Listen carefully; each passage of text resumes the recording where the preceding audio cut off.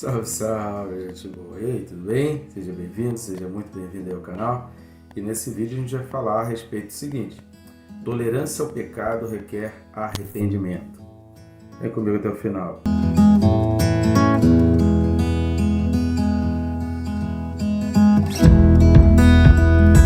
Só que antes, né, querido? Se você não está inscrito, inscreva-se. Clica aí bem rápido. Só clicar no botão se inscrever, não vai nem atrapalhar o teu vídeo. Clica no sininho para que você seja notificado e informado a cada vídeo novo que tiver aí no canal. Curta, comenta, compartilha, nos ajude a levar essa palavra cada vez mais longe. Jesus Cristo disse: ide pelo mundo, e a gente pode fazer isso de uma maneira bem mais fácil. Não é legal? Então conto contigo, te agradeço aí, você que já está fazendo isso, copiando o link, jogando nas suas redes sociais, jogando aí nos teus grupos, teus status. Muito obrigado por estar nos ajudando a levar essa palavra mais longe. Texto desse vídeo, Apocalipse 2, do 12 ao 17. Carta de Jesus Cristo à igreja em Pérgamo. E nesse vídeo falaremos a respeito das críticas. Carta de Jesus Cristo à igreja em Pérgamo, Apocalipse 2, do 12 ao 17, diz assim: Ao anjo da igreja em Pérgamo escreve: Estas coisas diz aquele que tem a espada afiada de 2 gumes. Conheço o lugar em que habitas, onde está o trono de Satanás, e que conservas o meu nome e não negaste a minha fé. Ainda nos dias de Antipas, minha testemunha, meu fiel, o qual foi morto entre vós, onde Satanás habita. Tenho todavia contra ti algumas coisas, pois que tens aí os que sustentam a doutrina de Balaão, o qual ensinava a Balaque a armar ciladas diante dos filhos de Israel, para comerem coisas sacrificadas aos ídolos e praticarem a prostituição. Outro sim, também tu tens os que da mesma forma sustentam a doutrina dos nicolaítas. Portanto, arrepende-te, e se não, venho a ti sem demora, e contra eles pelejarei com a espada da minha boca. Quem tem ouvidos, ouça o que o Espírito diz às igrejas. Ao vencedor dar-lhe-ei do maná escondido, bem como lhe darei uma pedrinha branca, e sobre essa pedrinha escrito um nome novo, o qual ninguém conhece, exceto aquele que o recebe. Palavra forte aqui nessa crítica à igreja de Pérgamo. A gente que está aqui na nossa terceira carta de Jesus Cristo às igrejas. Lembrando que a gente, para cada carta, ao Apocalipse, não tem como a gente ver versículo a versículo. Então nós dividimos cada carta em 4 vídeos. Um falando sobre os elogios, outro falando sobre críticas, embora nem todas as cartas tenham elogio, nem todas tenham críticas, mas a gente tem sempre coisa para destacar. E mais 2 vídeos falando sobre a recompensa, que Jesus sempre fala no final, do vencedor, e sobre outros detalhes da carta que não são nem elogios, nem críticas, nem recompensa, né? Algum detalhe que é importante, a gente faz um 4º vídeo adicional. Nesse vídeo a gente vai estar falando a respeito dessa crítica à igreja em Pérgamo, que começa aí no versículo 14. Tenho contra ti algumas coisas, pois que tens aí os que sustentam a doutrina de Balaão, o qual ensinava a Balaque a armar ciladas diante dos filhos. Aqui a gente volta naquela questão dos nicolaítas que a gente falou no versículo 6. Lembra lá do versículo 6 da igreja em Éfeso, que de 4 a 6, Jesus ele vai falar através de João aí, que deixou escrito para nós. Lembrando sempre, né, querido, isso aqui não são escritos de João, não é uma carta de João. Aqui é a carta de Jesus Cristo, ele dita, por isso ele fala várias vezes, escreve aí o que eu estou dizendo. Então quem está dizendo essas coisas é Jesus Cristo e não João. Eu estou falando isso porque eu já vi vídeos, já li livros que às vezes menciona a questão de que João, de que o número 7 era importante para João, de que algumas coisas eram de João, então associando essas simbologias e até alguns detalhes aqui do escrito do Apocalipse, atribuindo a João. Então aqui não é uma coisa que João resolveu escrever, mas é uma coisa que João recebeu e escreveu. Então quem está dizendo isso é Jesus Cristo e não João. Isso a gente precisa ficar muito bem claro, se você for parar aí para ler, para você não se confundir. Então Jesus Cristo ele está falando em Apocalipse 2,4, ele vai falar: abandonaste o primeiro amor, lembra de onde caíste e das primeiras obras. E aí vai falar no versículo 6, ó, contudo a teu favor tem aí que você odeia as obras dos nicolaítas. Quando a gente junta esse versículo 6 com isso que Jesus está criticando aqui a igreja em Pérgamo, a gente vai ver a questão da tolerância ao pecado. E é importante a gente entender aqui que o contexto está exatamente na tolerância ao pecado. Jesus quer que essas pessoas se arrependam? Quer que essas pessoas se arrependam. Jesus quer que aqueles que estão praticando essas coisas, eles cheguem a um pleno conhecimento e de repente revejam o seu caminho e mudem de direção e caminhem em direção a Jesus? Jesus quer. Para isso ele faz 2 conselhos importantes para essas igrejas. Você vai ver isso muito claramente nessas igrejas de Apocalipse. Para aqueles que são fiéis, que são crentes ou que querem ser fiéis e querem ser crentes, Jesus está falando assim: você não pode tolerar esse tipo de coisa. Você não pode permitir que isso avance dentro das igrejas. Você não pode permitir que perverta pessoas dentro da igreja. E para isso você aconselha, para isso você fala, para isso você prega, para isso você precisa dizer qual é a verdade. Lembrando aqui que a gente está dentro de um contexto de muita perseguição. E a perseguição aos cristãos, que os cristãos não são perseguidos por ser cristãos. A perseguição, aqui foi instituído o culto ao imperador, foi instituído, né, que o imperador precisava ser adorado. Então, qual era a acusação dos cristãos?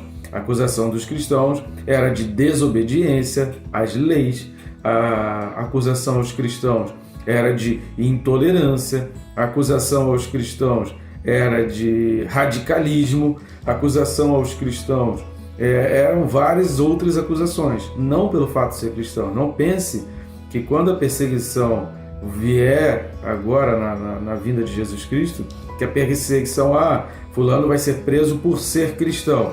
Não, aí entra as várias fobias, né?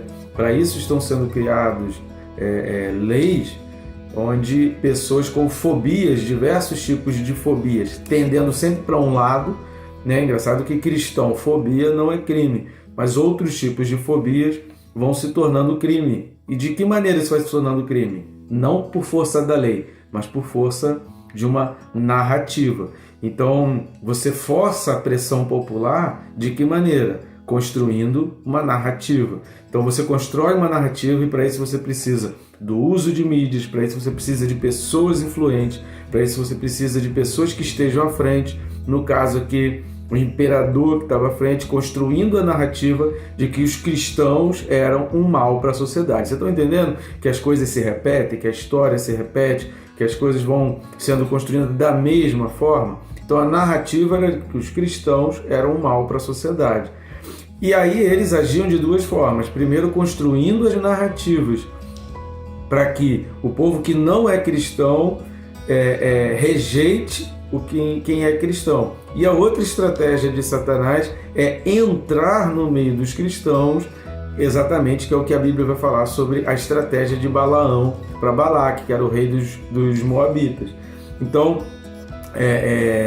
a estratégia de Balaão ali junto com Balaque, já que eles viram que não conseguiram amaldiçoar o povo de uma forma geral, porque havia uma proteção de Deus ali geral, o que eles fizeram? Eles começaram a procurar as brechas, procurar as raposinhas. Pesquisa aí por essa expressão raposinhas no livro de Cantares. Se você escrever no Google raposinhas no livro dos Cantares, você vai ver como Deus está dizendo ali que a cerca ela precisa impedir a passagem das raposas grandes, mas ela precisa impedir também das raposinhas pequenas, porque às vezes a raposa grande não entra e não causa destruição na plantação, na vinha, mas as raposinhas pequenas elas entram pelas cercas e elas vão fazendo a destruição, porque elas são pequenininhas, a cerca não impede a entrada delas, elas vão se multiplicando, elas vão entrando cada vez mais e a plantação, a vinha vai sendo totalmente destruída, não por causa das raposas grandes, mas por causa das raposas pequenas.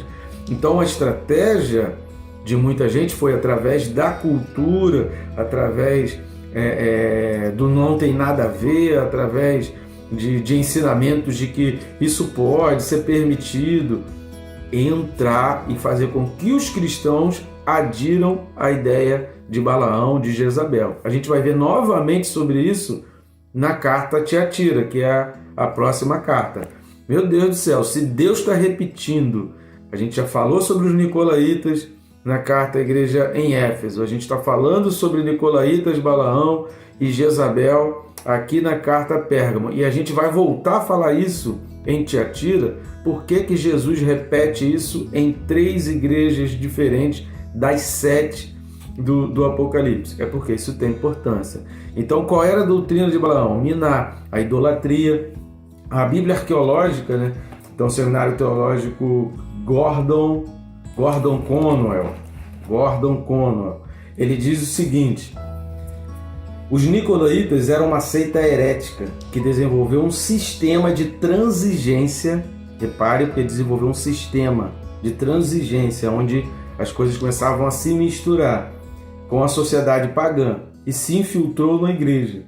Ao que parece, ensinavam que a liberdade espiritual lhes dava espaço para praticar a idolatria e a imoralidade. Então, contra isso que Jesus está falando, que era um problema na igreja, e a advertência que a igreja Tiatira é que, olha só, eu estou te dando tempo para se arrepender. Se todavia não se arrepender, dê-lhe tempo para que... Não, Jesus está falando aqui na igreja de Pérgamo, né? De Tiatira ele fala: eu dei tempo para se arrepender, se todavia não quer se arrepender dessa prostituição. E aqui em Pérgamo está falando: tens aí os que sustentam, o qual ensina Balaque a armar ciladas diante dos filhos de Israel, para comerem coisas sacrificadas a ídolos e praticarem a prostituição, armando ciladas, fazendo com que integrantes, membros dessas igrejas, sejam seduzidos a fazer isso. Seduzidos de que forma? Através da liberdade religiosa. Então, muito cuidado com essa coisa de liberdade religiosa.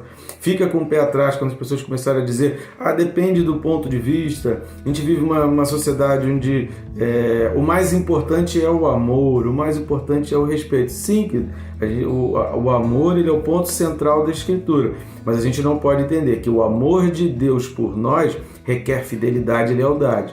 Muito cuidado com pessoas que pregam contra a lealdade e a fidelidade aos princípios de Deus. Quando foge do que a Bíblia ensina a respeito de família, a respeito de relacionamento, a respeito de casamento, a respeito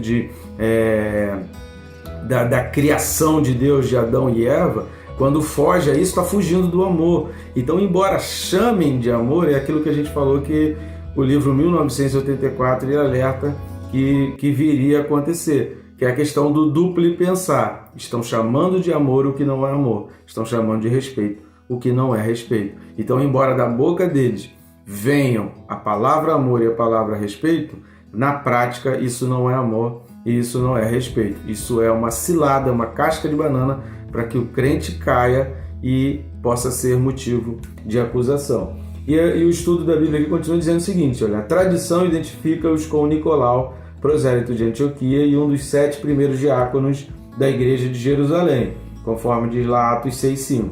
Embora não haja provas disso, de que isso venha realmente daquele Nicolau. Em Pérgamo, um grupo semelhante sustentava os ensinos de Balaão, né, que é o versículo 14 e 15 que a gente está vendo aqui. E por influência deles, os israelitas passaram a comer alimentos sacrificados aos ídolos e cometerem fornicação. Em Tiatira eram os seguidores da rainha má Jezabel, a julgar pelas tendências heréticas. Parece que os 3 grupos eram nicolaítas. Uma seita nicolaíta surgiu mais tarde entre os gnósticos, no século III, como informam os pais da igreja da época, Irineu, Clemente de Alexandria e Tertuliano. Talvez sua origem remonte ao grupo condenado em Apocalipse. Então isso ressurgiu depois, isso não acabou aqui em Apocalipse e continua até hoje. Perversão, imoralidade, essa liberdade religiosa que mistura uma adoração a outros deuses, que toda perversão, toda pederastia, toda pornografia, isso é uma entrada de um caminho. Não entenda isso como um fim em si mesmo. Isso não é uma prática que ela é um fim em si mesmo e acabou. Não, isso é uma porta de entrada para demônios e isso é um culto. a gente está falando, quando você fala de prostituição, de fornicação, quando você fala de pederastia, quando você fala de lascívia, todas essas coisas condenadas na Bíblia, isso são adorações, isso são cultos. Você pega os cultos, quando você já ouviu falar na expressão bacanal, o que é a expressão bacanal? É a adoração ao deus Baco.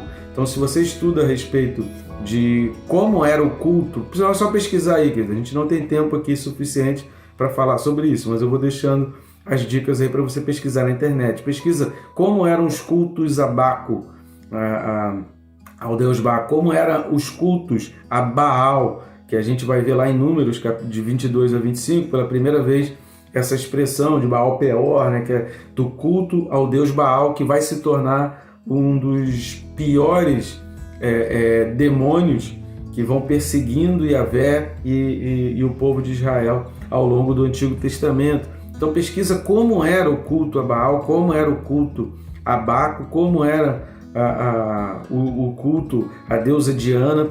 Pesquisa como é. Você vai ver que em todos eles há bebidas alcoólicas, entorpecentes, prostituição, relações sexuais geral, né, com várias pessoas ao mesmo tempo, né, independente de sexo, aquela união dos sexos dentro de uma relação sexual promíscua e pederasta. Então, toda vez que você começar a ver a respeito de liberdade religiosa, ela não pode estar inserida dentro de uma miscigenação, de uma mistura de cultos com prostituição, fornicação, lascívia, pornografia, pederastia, promiscuidade. Isso não pode fazer parte, porque o culto ao nosso Deus, que é Cristo, o culto ao nosso Deus, que é o Yahvé, o culto a essa trindade divina, Deus Pai, Deus Filho, Deus Espírito Santo, essa exaltação de Jesus Cristo como Rei, ele exclui essas coisas. Agora, o conselho aqui para a igreja que está diante de pessoas de dentro da igreja, pastores, diáconos, presbíteros, querendo dizer, por causa da sua promiscuidade, por causa da sua falta de reconhecimento do pecado que dá dentro de si, quer dizer, a pessoa não abandona o pecado, mas ela quer impor para dentro da igreja que a igreja pratique isso. Como que a Bíblia está chamando isso? Doutrina de Balaão, doutrina de Jezabel, nicolaítas. Esses são nicolaítas. Só que a instrução para a igreja que tolera esse tipo de coisa de Jesus Cristo é: arrepende-te. Porque uma pessoa que começa a tolerar demais o pecado, uma pessoa que começa a permitir demais que pessoas falem, Deus está falando: arrepende-te. Qual a recomendação aí em Apocalipse 2,15? Senão eu venho a ti sem demora, e contra eles pelejarei com a espada da minha boca. Qual a espada da boca? A espada afiada de 2 gumes. Então vai sobrar para tudo que é lado. Então se arrepende, ou eu mesmo vou aí. Então a igreja que tem essa permissividade, a igreja que é permissiva demais com esse tipo de coisa, não estou falando aqui em momento nenhum para você entrar em guerra contra essas pessoas, mas o que a gente precisa é pregar a verdade, o que a gente precisa é ensinar às crianças, aos jovens, aos adolescentes, qual é o caminho correto da santidade e da pureza. Lembra lá do capítulo 1, né, que fala lá da 1,14, né? E na sua cabeça eram brancos, alvos como a lã, alvos como a neve. E a gente falou, depois assista o vídeo correspondente a 1,14, que a gente falou da sabedoria e pureza, e a gente falou das chamas de fogo que envolvem a santidade. Esses são princípios básicos e inegociáveis de um cristão. Então, a crítica aqui a essa igreja em Pérgamo era que ela estava tolerando, a tolerância dela estava aumentando muito, e a gente não pode tolerar, a gente não pode permitir isso como correto. Então, muito cuidado ao você ouvir mensagens, né, ver páginas na internet, muito cuidado. Tem gente que começa a página na internet falando coisas muito boas, e daqui a pouco ela vai fazendo exatamente como Balaão, não consegue fazer uma maldição geral, ela começa a inserir uma narrativa de aceitação à prostituição, de aceitação à pederastia, de aceitação à pornografia, de aceitação ao poliamor. Isso não é doutrina bíblica. Seguir esse tipo de coisa é agir contra a instrução da Bíblia. Então a gente está aqui para pregar a Bíblia, ensinar o que a Bíblia fala. E a recomendação no final dos tempos era de que muitas igrejas estavam cedendo, estavam tolerando demais, estavam permitindo essa infiltração no meio das pessoas, porque o nosso coração tem uma tendência muito grande à idolatria e à imoralidade, aos pecados gerais, como diz lá em 1 Coríntios 9, 6 e Apocalipse capítulo 21. A gente tem uma tendência muito grande a aderir à imoralidade. Então o diabo, sabendo disso, vai sorrateiramente minando no coração para que as pessoas sigam esse tipo de coisa. Então muito cuidado, porque isso precisa ser fortemente lutar dentro de nós, sabe? Nós precisamos lutar contra isso através do aprendizado da palavra, através do conhecimento da verdade. A gente precisa assumir isso, que conhecendo a verdade liberta. Então o que vai trazer libertação é o conhecimento da verdade. Então busque a verdade, conheça a palavra, entenda essas cartas do Apocalipse que são fundamentais para o nosso desenvolvimento e para o andamento da igreja. Então a tolerância ao pecado, querido, ela não requer outro tipo de coisa a não ser o arrependimento. Então uma igreja que começa a tolerar demais o pecado, ela precisa se arrepender dos seus maus caminhos, ela precisa voltar para Jesus Cristo, pedir perdão porque ela está em pecado. Tolerar o pecado é pecar novamente. Justificar um erro, que é errar pela segunda vez. Quando a gente erra, o que a gente precisa é abandonar a prática e pedir perdão. Me perdoa porque eu errei e agora, não foi essa a instrução de Jesus várias vezes na Bíblia? Vá e não peques mais. O que significa isso? Eu reconheci o erro, reconheci que eu estava no erro, não vou mais fazer isso e de agora em diante eu peço perdão pelo que eu fiz e vou seguir fazendo diferente. Tá bom, gente? Que Deus te abençoe rica e abundantemente.